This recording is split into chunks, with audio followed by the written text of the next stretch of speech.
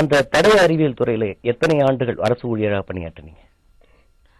தொடக்கத்தில் நான் கோவையில் சேர்ந்தபோது 2 மாதங்கள் தான் பணியாற்ற முடிந்தது. உடனே அந்த மதுவிலக்கு கொள்கையில் ஏதோ ஒரு மாற்றம் ஏற்பட்டு அந்த பணியிலிருந்து நிறைய பேரை வெளியேற்றி விட்டார்கள். எனக்கு அது சாதகமாகத்தான் இருந்தது. நான் மறுபடியும் என்னுடைய படிப்பை தொடர வேண்டும், தேர்வு எழுத வேண்டும் என்கிற ஒரு பதற்றத்தில் இருந்தேன். மகிழ்ச்சியோடு நான் வந்துவிட்டேன். தேர்வு எழுதி முடிக்கிற அந்த நேரம், தேர்வு எழுதுகிற நேரம், மறுபடியும் எனக்கு அதே பணிக்கு ஆணை வந்துவிட்டது. அது மதுரைக்கு. இப்போ மதுரைக்கு போவதற்கு எனக்கு உடன்பாடு இல்லாமல் 1 மாத காலம் அதை நான் அப்படியே போட்டுவிட்டேன். அந்த தகவல் என்னுடைய தந்தைக்கு தெரிந்து மிகவும் வருத்தப்பட்டார். அவன் வேலை கிடைக்காமல் அவதிப்படுகிறான், இவன் வேலை கிடைத்து போகாமல் இருக்கிறான் என்று சொல்லி உடன் இருந்தவர்களிடத்திலே சொல்லி வருத்தப்பட்டார். அதன் பிறகு நான் சரி போய் தான் சேருவோம் என்று மதுரைக்கு 1988 ஏப்ரல் 5ஆம் தேதி மதுரையிலே போய் நான் வட்டார தடய அறிவியல் துறையிலே பணியில் சேர்ந்தேன். அதன் பிறகுதான் என்னுடைய வாழ்க்கையிலே மிகப்பெரிய திருப்பு முனைகள் எல்லாம் அமைந்தன. அதுவரையில் எனக்கு பெரிய அளவிலே அரசியல் புரிதல் கிடையாது.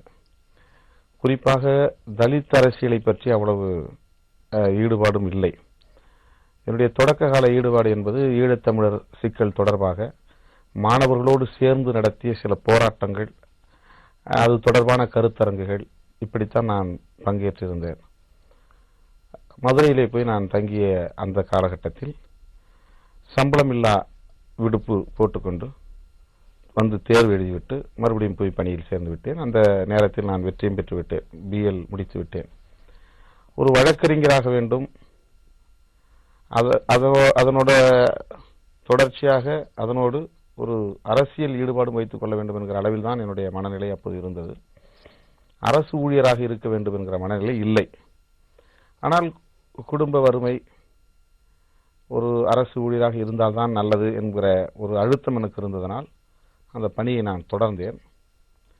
அப்போது அங்கு வழக்கறிஞர் மலைச்சாமி என்கிற தோழர் எனக்கு அறிமுகமானார். அவர் பாரதிய தலித் பேந்தர் இயக்கத்தினுடைய அமைப்பாளராக அங்கு பணியாற்றி கொண்டிருந்தார். அவருடைய தம்பி என்னோடு சென்னை சட்டக்கல்லூரியில் படித்துக் கொண்டிருந்தவர்.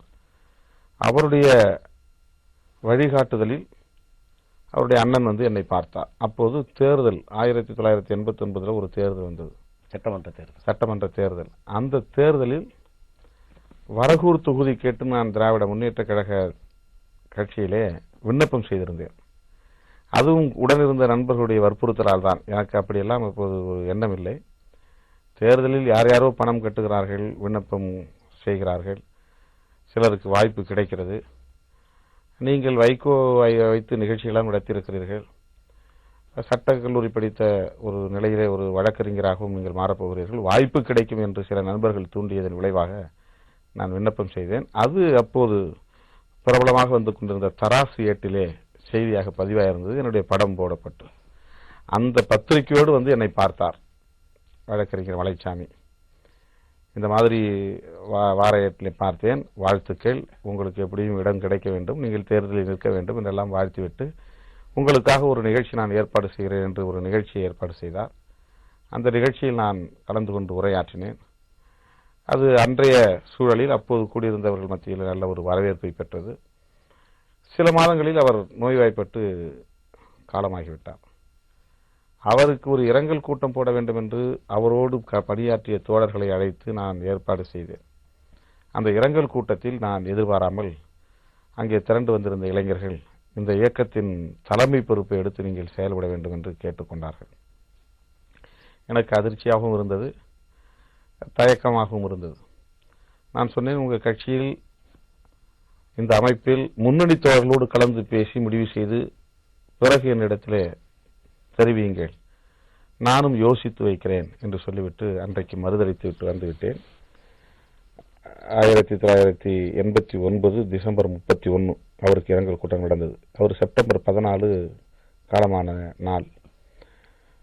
90ஆம் ஆண்டு ஜனவரி 21ஆம் தேதி மதுரையிலே ஒரு பயணியர் விடுதியில் ஒரு ஆலோசனை கூட்டம், 20-25 பேர் மட்டுமே கலந்து கொண்ட ஆலோசனை கூட்டம். அந்த கூட்டத்திலே ஏகமனதாக முடிவு செய்து திருமாவளவன் அந்த அமைப்பின் மாநில அமைப்பாளராக பொறுப்பேற்று செயல்பட வேண்டும் என்று தீர்மானத்தை நிறைவேற்றினார்கள்.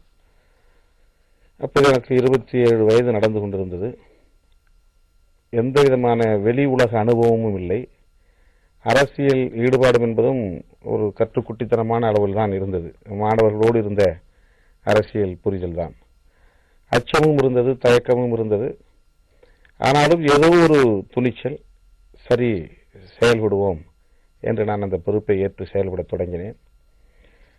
அவர் அப்போ அதுக்குள்ள இந்த வரகூர் தொகுதிக்கு நீங்க மனு தாக்கல் செய்திருந்தீங்க திமுக? இடம் கிடைக்கவில்லை. ஆமா, நேர்காணலுக்கு அழைக்கப்பட்டேன். அறிவாலயத்தில் நேர்காணலுக்கு நான் போனேன். அப்போது அண்ணாதுரை என்பவருக்கு அந்த தொகுதி ஒதுக்கப்பட்டது. நாம் பெரிய முயற்சியெல்லாம் எடுக்கவில்லை. யாரும் நமக்கு தெரியாது. கட்சியிலே மாவட்ட செயலாளர்கள் பரிந்துரை இருந்தால் தானே சீட்டு கிடைக்கும். அப்போது கட்சியினுடைய மாவட்ட செயலாளர்களோடு கூட எனக்கு தொடர்பு கிடையாது. நான் ஒரு மாணவர் தானே, சென்னையில் இருந்த ஒரு மாணவர் தானே. அதனால என்னுடைய சொந்த ஊர் மாவட்டம் அப்போ திருச்சி மாவட்டம் தான். அப்போ பிரியல, பெரம்பலூர் மாவட்டம்லாம் பிரியல, திருச்சி மாவட்டம் தான். அப்போ திருச்சி மாவட்ட செயலாளர்கள்லாம் நமக்கு எந்த தொடர்பும் இல்லை. ஒரு பேருக்கு விண்ணப்பம் செய்திருந்தோம், நமக்கு கிடைக்கல. அப்போ அந்த பொறுப்பேற்ற உடனே நானே அந்த இயக்கத்துக்கான கொடி அமைப்பு, கொள்கை வரையறைகள் இவைகளையெல்லாம் நான் முடிவு செய்து அறிவிப்பு செய்தேன். ஆனால் அந்த இயக்கம் மகாராஷ்டிராவில் உருவான இயக்கம். தலித் பேந்தர் இயக்கம் என்பது மராட்டிய மாநிலத்தில் உருவான இயக்கம். அது 1982 மதுரை தமுக்க மைதானத்தில் திருமதி சவிதா அம்பேத்கர் அவர்களால் தொடங்கப்பட்டிருக்கிறது. அந்த இயக்கம்தான் மலைச்சாமி அவர்களால் நடத்தப்பட்டு அவர் காலமான பிறகு என் தலைமையிலே அது நடத்த வேண்டிய ஒரு நிலை வந்தது. எனக்கு பாம்பே பொறுப்பாளர்களோடு எந்த தொடர்பும் இல்லை. அந்த இயக்கத்தினுடைய கொடியை பற்றியோ கொள்கையை பற்றியோ கோட்பாடுகளை பற்றியோ எதுவுமே எனக்கு தெரியாது.